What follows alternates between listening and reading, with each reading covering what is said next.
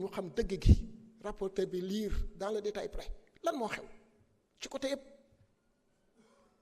ñu appliquer justice dans toute sa rigueur su boobaa ñu mën a def des réparations et des indemnisations parce que comme ni nga ko waxee ñi nekk ay victimes mais nekkul ñi décédé kese ñooñu ñoo ci gën a méttilee ñoo ngi incliné ci seen mémoire mais ay doomu aadama yoo xam ne defuñu politique dañoo toog seen kër nit ki xamoo ñaata at la def pour créer entreprise am pour am alalam xëy benn bis ñu def ko doom mais kooku vote loi bi tey réglé wul problème am mais commission boobu bu ñu ko fi tegoon dinañu permettre ñu identifier loolu yëpp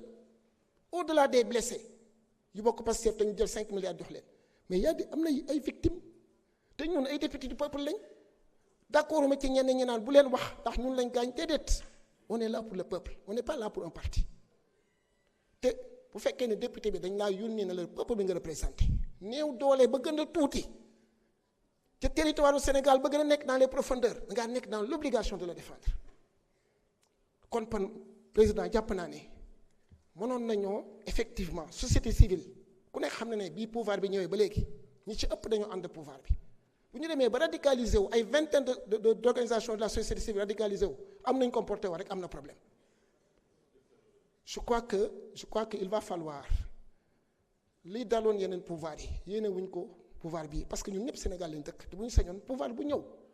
la doon ay manquement ci pouvoir ba jiitu doo ci jaar waaye nañuy gën a déglu doomu aadama yi di gën a déglu askan wi di gën a déglu nit ñiy wax jàpp naa ne loi bi ça devait être une loi inclusive boo xam ne bu ñu koy indee assemblée dañuy abroger loi d'amnistie bi encore une fois abrogation loi d'amnistie bi taxul crime yi ñi ko def rëcc déedéet mais dans le projet de loi dans la note de présentation du projet de Amadou Ba mais wax nañ ko y a les normes du jurisprudence y a les normes internationales yoo xam ne yenn crime ak assassinat muy loi d'amnistie mënu ko dindi abrogation loi d'amnistie mënu ko dindi parce que c'est des normes qui s'appliquent erga omnes donc man jàpp naa ne bu ñu defal loi boobu une loi inclusive xam ne toutes les couches tous les experts de la société ñu jël suñu temps indil ñu rapport à l'assemblée ñu teg ko ci assemblée bi lu ci nekk ñu xool lan lañ ca war a def luñ ca nekk ñu xool lan lañ ca war a légiférer ñu abroger loi d'amnistie bi indi loi boobu voté ko peuple sénégalais bi yépp ku nekk gis sa bopp ci loi bi loolu bu ñu ko defoon doon nañ réconcilier peuple bi parce que réew mi da koo soxla asalaamaaleykum wa rahmatullah. jërëjëf honorable Thierno Alassane Sall, vous avez la parole. Guy Marius Sagna se prépare.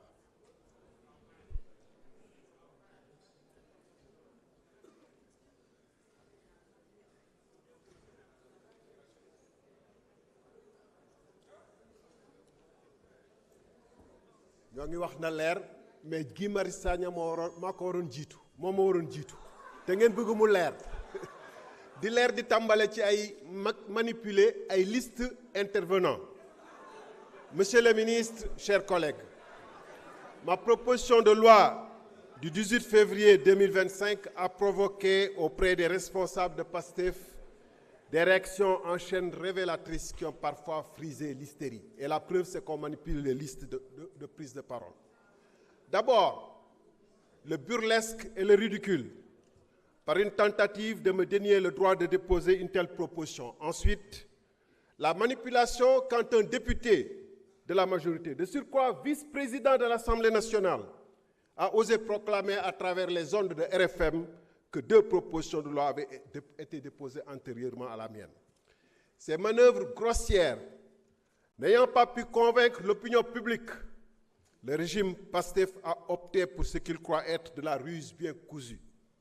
mais qui n'est rien d'autre qu'un flagrant coup de force parlementaire. En effet, la majorité a usé de la loi du plus grand nombre pour rejeter ma proposition au prétexte fallacieux d'une aggravation des charges financières. Ce rejet infondé de ma proposition ne visait rien d'autre qu'à permettre au PASTEF de reprendre l'initiative pour aménager la loi d'amnistie à sa convenance. En effet, tout le monde aura compris